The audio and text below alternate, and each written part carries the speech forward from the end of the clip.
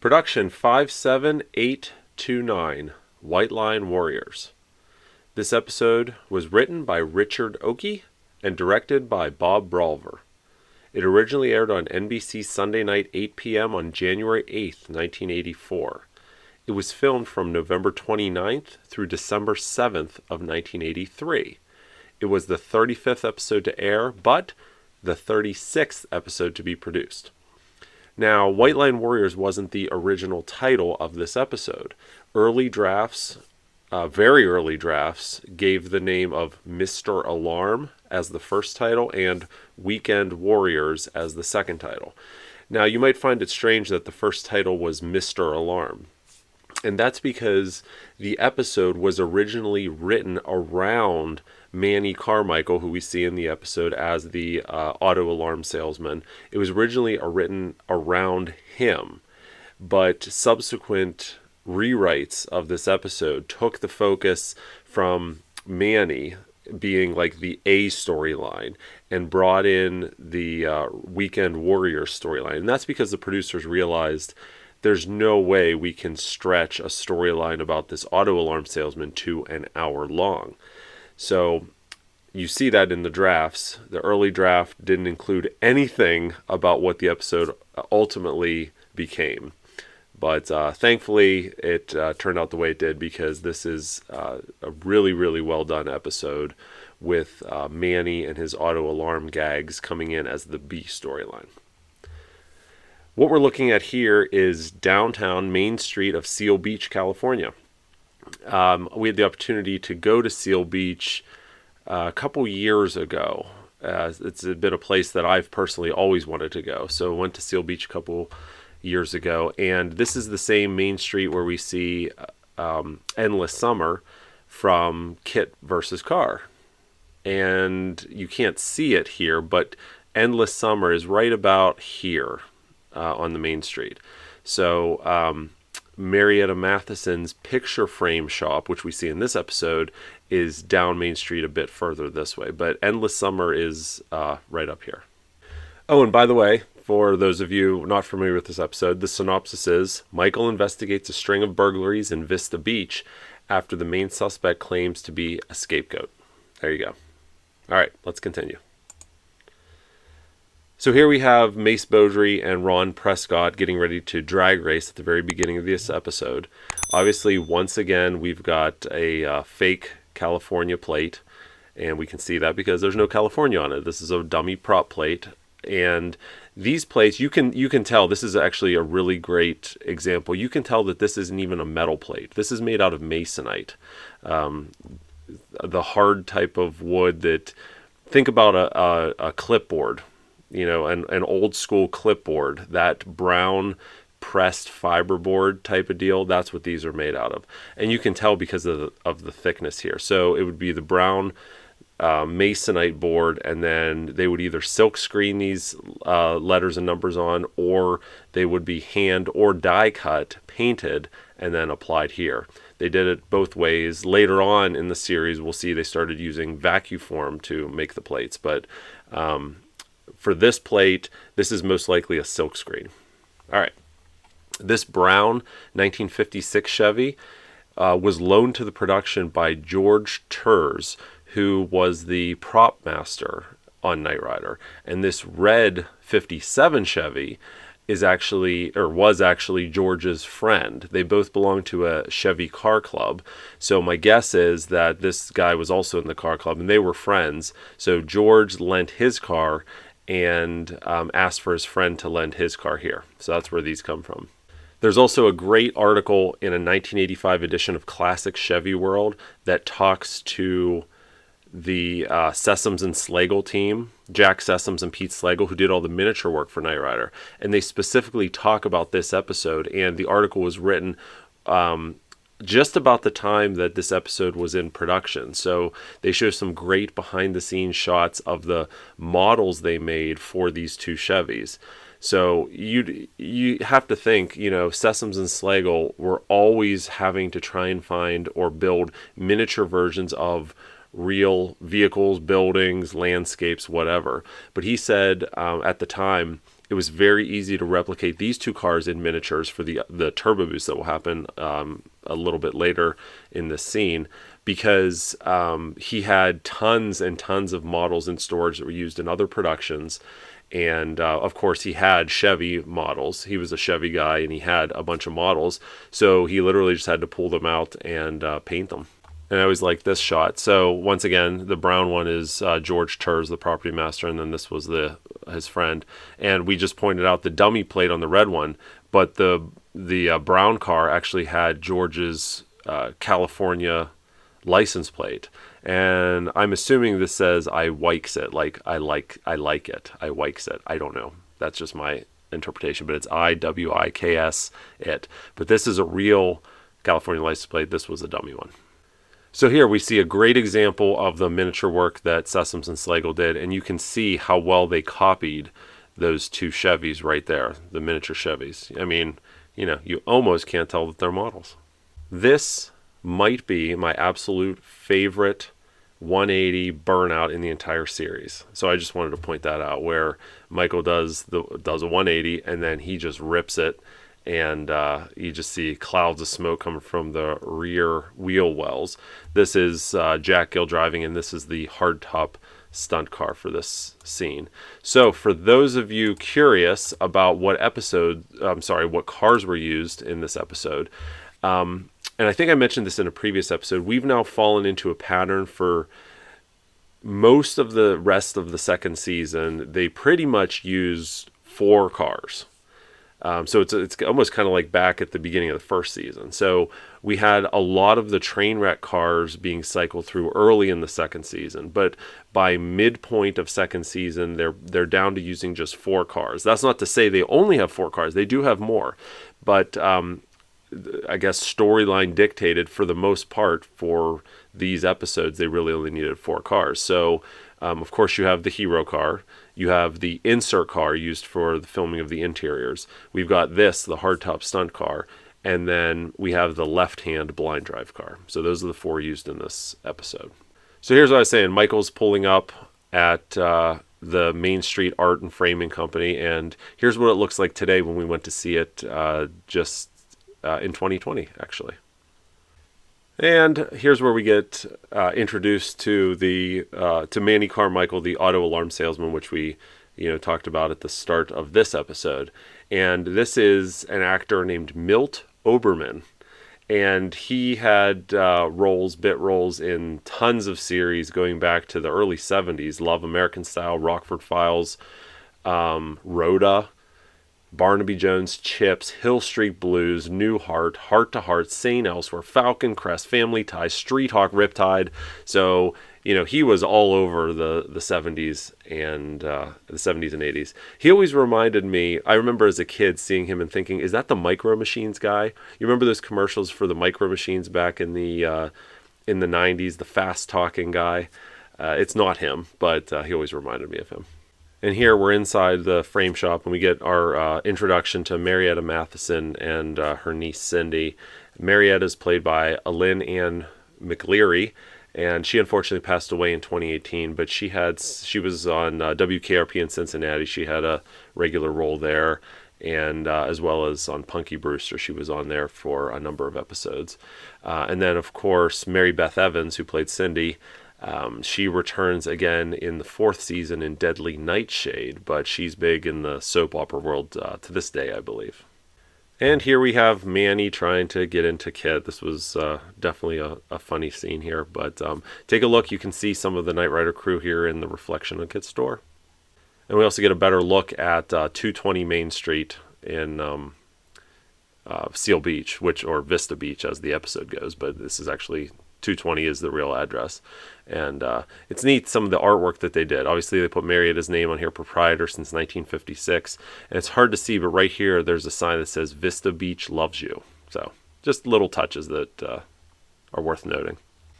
Here is the debut of Kit's new LED door handle lights. So if you remember back in season 1, as early as Good Day at White Rock, I think we saw lock lights, door LED lights under KITT's handle. But back then they were not as pronounced. They were just a few little round LEDs. But here we actually get the first appearance of what will be the final version of KITT's LEDs, which we'll see throughout the rest of the series whenever storyline dictates it. But it's these series of 9 5 by 10 millimeter LEDs that are green, and then there's a bank of red ones when KITT's door is locked right above it. So there you go. Michael and Cindy arrive at the Sunspot Club, which, by the way, in early drafts of the script is called the Hurricane Club. But this building, unfortunately, is no longer there. It was torn down in the 90s. It used to be Carl's Sea Air Cafe, built in 1938. And it was on the Pacific Coast Highway. But like I said, it's unfortunately gone now. Take a look at this lady here. Do you recognize her? No, it is not Tanya Walker. I know it kind of looks like her. But if you remember back, there were a couple episodes back in season 1, A Nice and Decent Little Town, Chariot of Gold, where we see this lady in the background. I know in A Nice and Decent Little Town, it's in the scene where Michael is chasing Ron Austin through the park, and the police officer stops him. You can see her in the background. And then you can also see her sitting in Helios whenever they're showing the videotape of KITT's past adventures in one of the rooms. She's sitting there as well, and she shows up a couple other times. So part of Knight Rider's crew. I don't know who this is. I'd love to know what her name is. She's undoubtedly part of the crew, just filling in for background scenes. So if you know who she is, not Phyllis Davis, but if you know who she is, let us know in the comments below. It'd be really neat to maybe find her and talk to her. And here's our reintroduction to Ron Prescott, played by Woody Brown.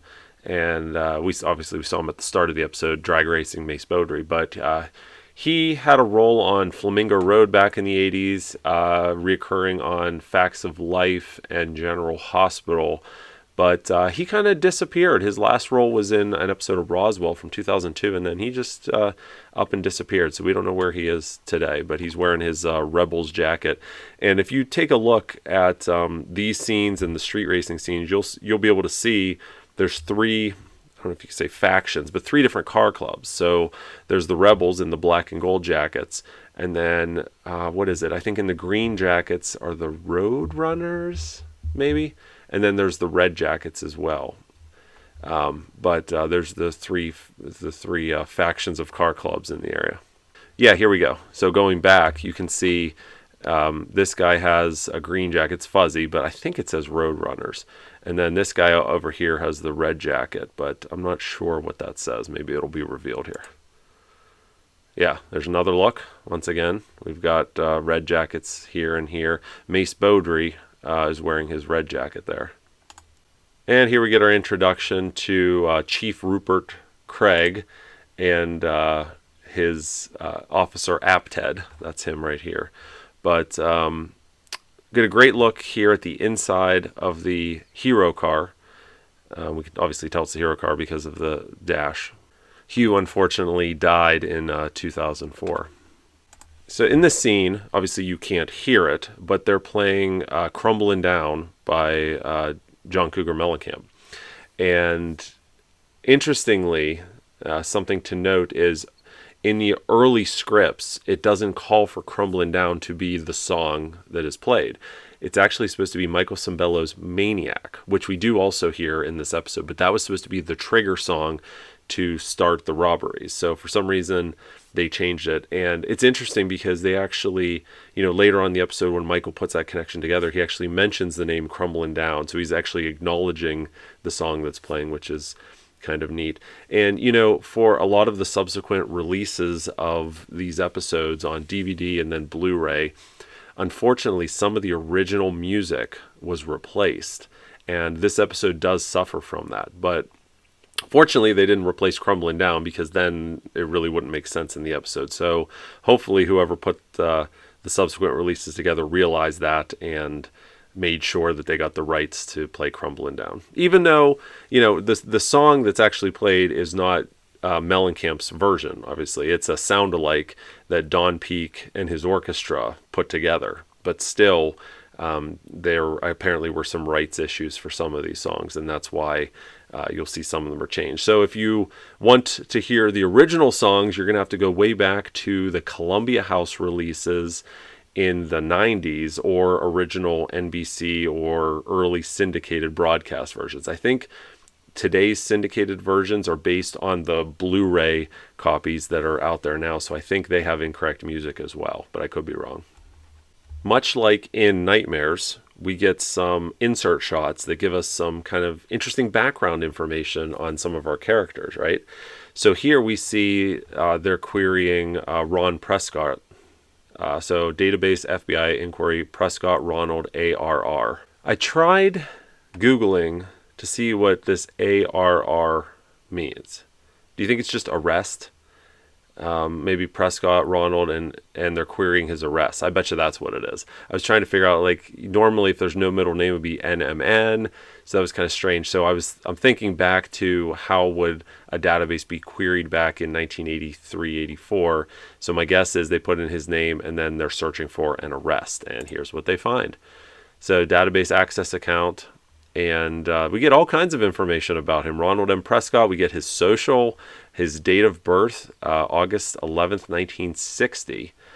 Now this is interesting because that puts him at what, 23, I believe, which I guess is right. There's not references like they're still in high school. So he's probably in his early 20s, so that's right. In Bakersfield, California, went to Kern County High School in Bakersfield, California, which, by the way, is a real high school in Bakersfield. So I thought that was neat.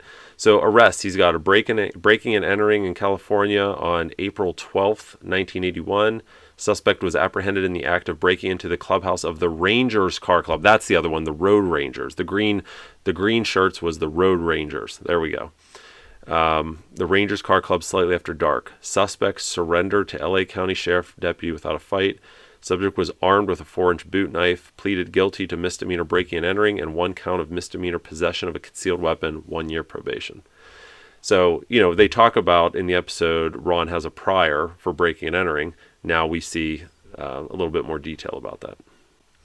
And you can see here this tree. Is that a birch tree? I don't know what kind of tree that is. I'm not a arborist. Is that the word? I don't know. Anyways, this tree is still there today, which is kind of cool.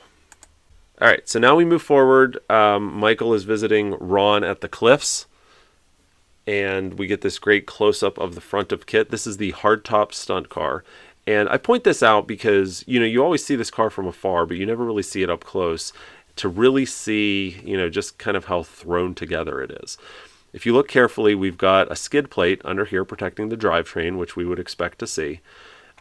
We've also got a driver's side fender, and that's kind of sticking up. So the hood and this headlight are not properly aligned with this fender, would be my guess. Either that or that driver's side got hit and kind of pushed the whole fender up. It's hard to say, but look at this front bumper and look how it sags. You've got it's connected decently over here, but then the fiberglass just sags right here, and you have a big opening for the scanner, and it sags and comes back up and meet. So we know because one of our two cars has a fiberglass front nose, the original fiberglass front nose, that sagged like this.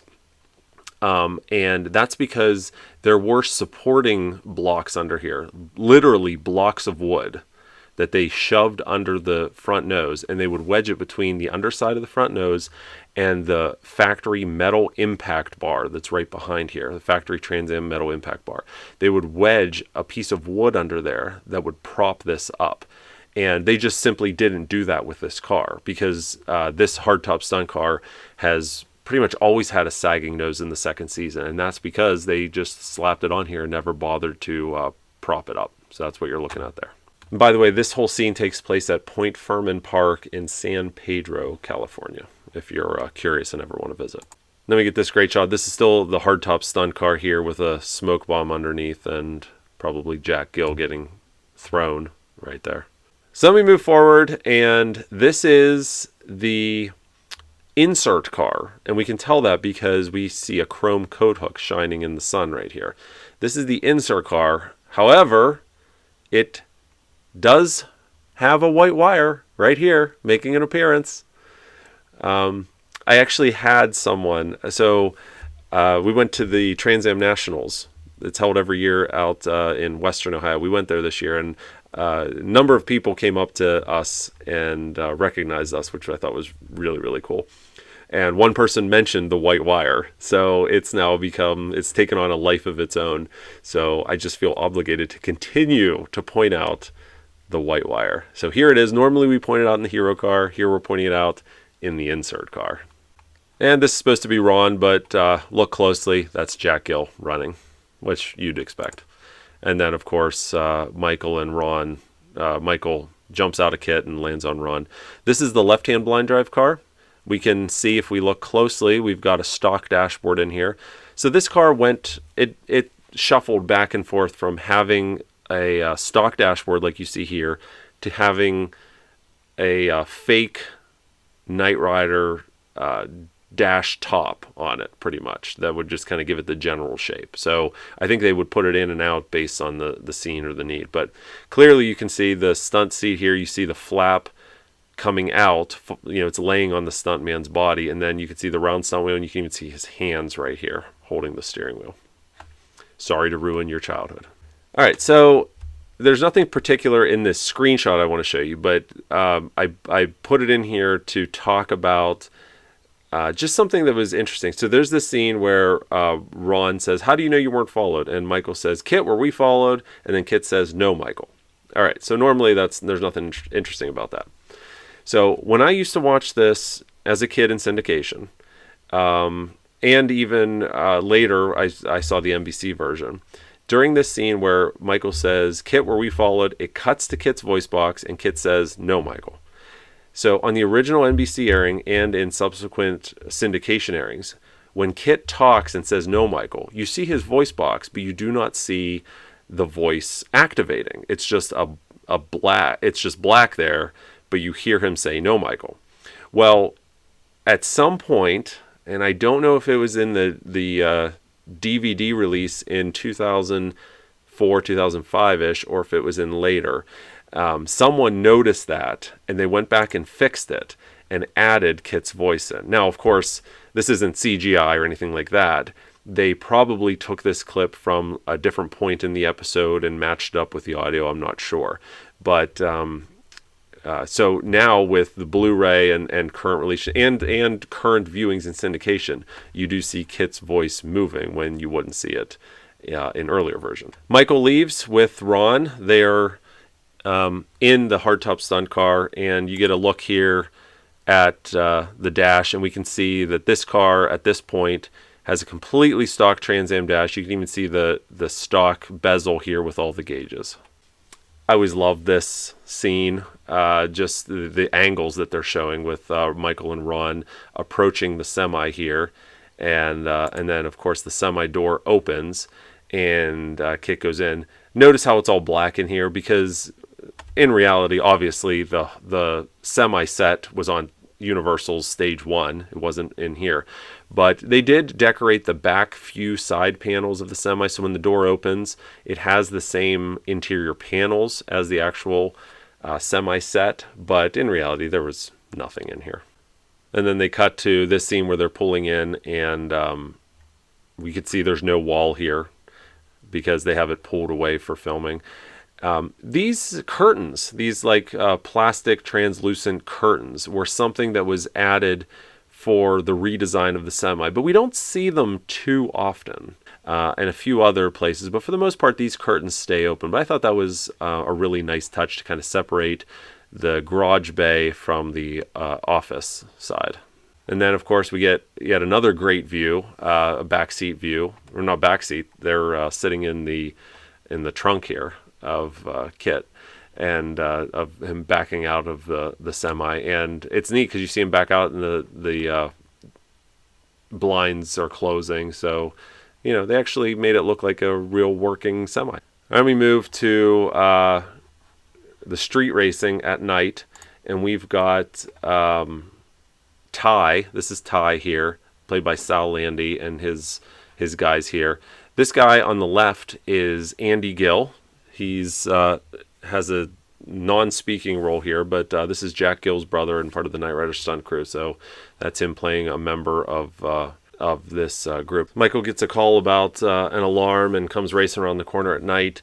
One thing I wanted to point out, so at this point in the season, KITT still had fog light grills on, this is the hero car, and I think most of them, maybe the left-hand blind drive car had them removed by now, but there were fog light grills in front. And those would go away here in a couple episodes. They're going to go away and you're actually just going to be able to see the fog lights. But the reason that those fog light grills were removed is because it would obstruct the view at night when they were filming the fog lights. And this is a perfect example. So here we have the fog lights turned on with the grills in place. And you can see how it just kind of looks weird. It breaks up the light on this side and it almost completely obscures the light on this left-hand side. So those grills were removed very shortly after the production of this episode because they wanted KITT to have a certain look at night, and that look did not include the fog lights being obstructed. So there you go. That's why fog light grills were removed.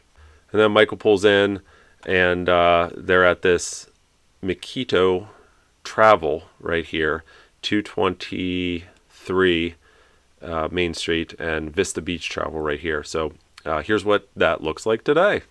So now we have Chief Rupert Craig telling Michael to open the trunk because he's convinced that Michael stole some jewels. So Michael has KITT open the trunk. If you look closely, you'll see there's a lump right here under the carpet. Do you know why that lump is there? Because I do. Do you want to know? No? Okay, let's continue. Nah, I'm just kidding. All right, so underneath this carpet is the access door for the fuel cell that this particular car had and still has. So some of the Knight Rider cars, some of the original Knight Rider cars still had their factory gas tanks. Some of them received fuel cells for safety reasons. And this car is one of those cars that received a fuel cell. So the reason it's bumped up like this is because the access door, the fuel door, obviously the fuel tank's removed. In its place is placed a 5-gallon fuel cell. And the access door for that fuel cell is cut into the floor right here. But it's bumped up because the fuel lines pop up from the top and run down. And the reason we know that is because a number of years ago, we had the chance to thoroughly document this car. And we were able to see that fuel cell and see those fuel lines and know that that's the way it was designed. So this piece of carpet here is just laid in there just to hide the fuel cell for this scene. Michael and KITT arrive at the KCPY building, the radio station, where Handsome James, he's about to confront him. And for those of you interested in finding this building, it still stands today. And believe it or not, this is the Griffith Park Ranger Station. It's still there today. In fact, a lot of the scenes, a lot of the street racing scenes from this episode were all filmed in Griffith Park. So next time you're in Los Angeles, go to Griffith Park. You'll see tons of Knight Rider locations, filming locations. And then go to the Ranger Station and you'll see this building. This episode premieres silent mode, and of course KITT wasn't happy about it because he thinks he's getting muzzled. But silent mode is, there are certain features like high traction drop downs or traction spikes that we see once, right? But silent mode is one of those functions that premieres here, but then we see it off and on throughout the entire rest of the series, which is kind of cool. And probably one of my favorite shots of the left-hand blind drive car driving. This is stock footage that would be reused again later in the series, but it originates from this episode. They're in fact driving in Griffith Park here, but we can see the the slightly larger driver's seat. We still have the sun visor on the passenger side, an ill-fitting overhead console, grills. So I guess this car did still have grills at this point, and a tow bar here. If you look closely, very closely, you can see the eyes and nose of a stuntman right there.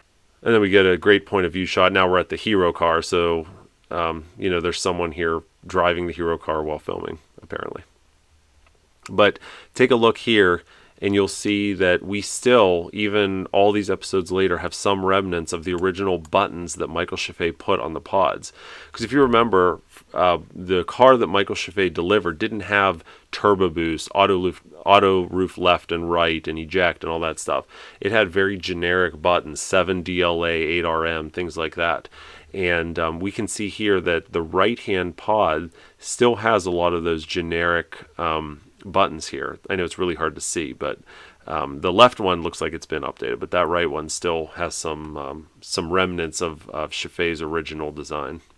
And we get probably KITT's oddest grappling hook. Throughout the series, the grappling hook is used a number of times, and it seems to always be different, a different type of grappling hook. So here we get this metal bar that shoots out and then just kind of clamps onto the car in front of it.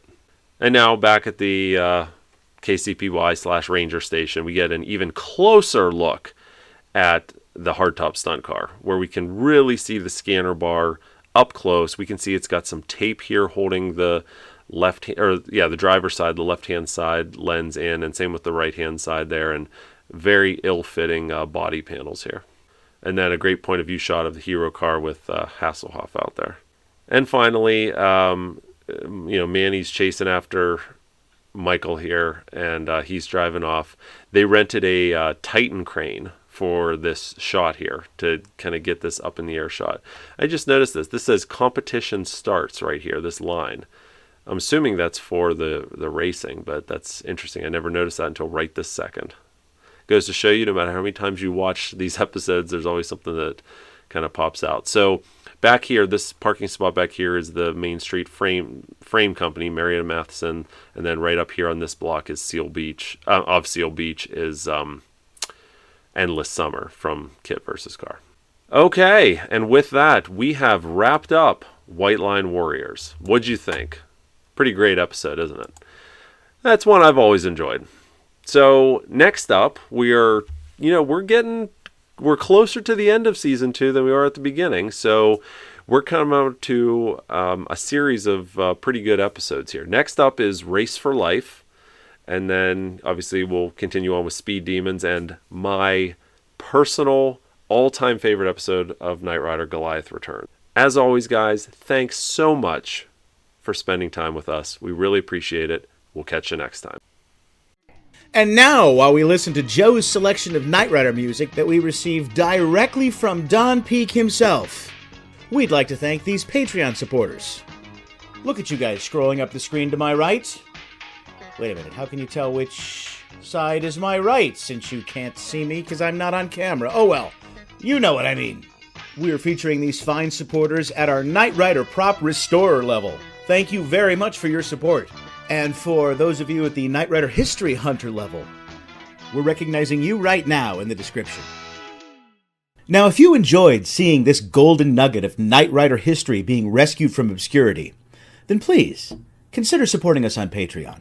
Your support would empower us to bring you even more of these historical nuggets.